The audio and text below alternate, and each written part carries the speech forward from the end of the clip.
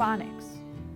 In order to benefit from phonics instruction, students need to have a strong foundation in phonemic awareness. As we discussed before, phonemic awareness is the most sophisticated and most important level of phonological awareness. It is the ability to manipulate the sounds of language at the individual speech sound. Once letters are mapped to those sounds, it becomes phonics instruction.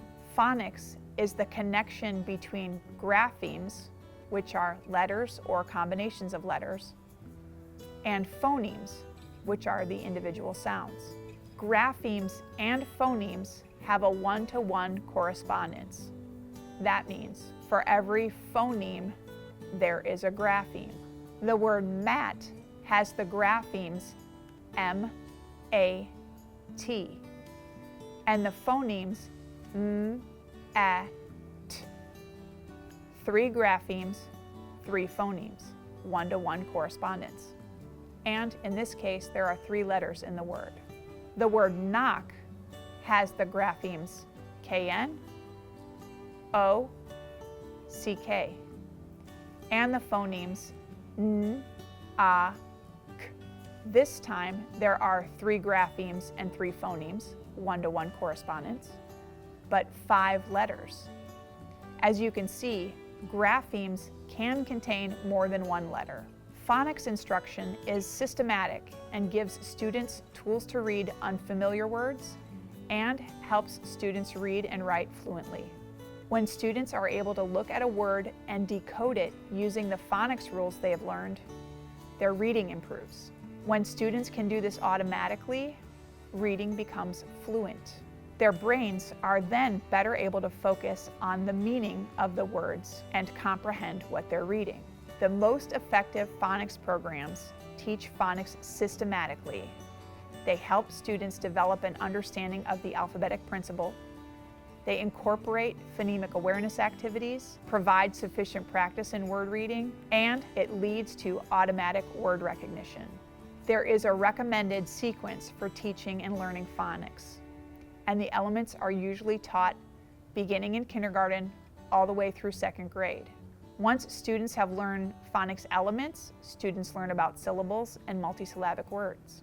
What's good for you to know is the importance of setting aside time each day to have someone read with your child. This can be done at any time, but maybe something you would want to do at the same time each day so it becomes a habit.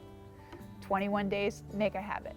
If you are the one doing the reading, choose books that vary in reading level and have rich vocabulary. It's great for your children to listen to books being read at any age, even middle schoolers.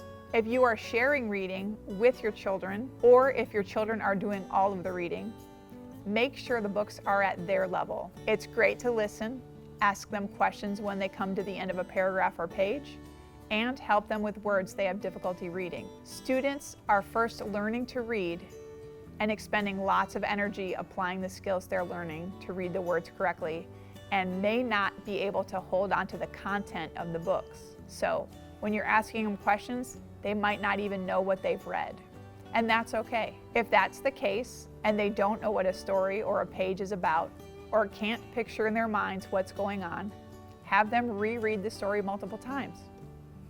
It's great to read a story Monday night, again Tuesday night, and again on Wednesday.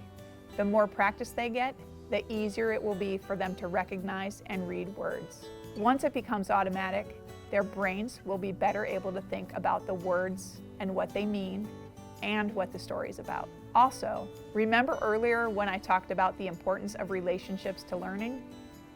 When students struggle with reading, they can quickly become discouraged about it and might not choose to do it. Let's contrast that with a student who finds success with reading and wants to pick up a book at any unstructured time. The amount of reading practice a student gets contributes to their growth.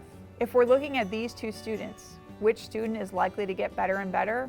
The student who is already finding success. And this, too, can be a reason why achievement gaps happen. It's even more important for struggling readers to have a dedicated time with an adult they love and with whom they have a positive relationship to sit each day and read, even if the adult is doing most of the reading. The relationship and being able to spend time with someone they love might make all the difference for them until they start finding their own success. And once they do find success, and it will happen if you help them stick with it, the success will also motivate them to read more. Be encouraged to loan your children your encouragement until they are able to make their own.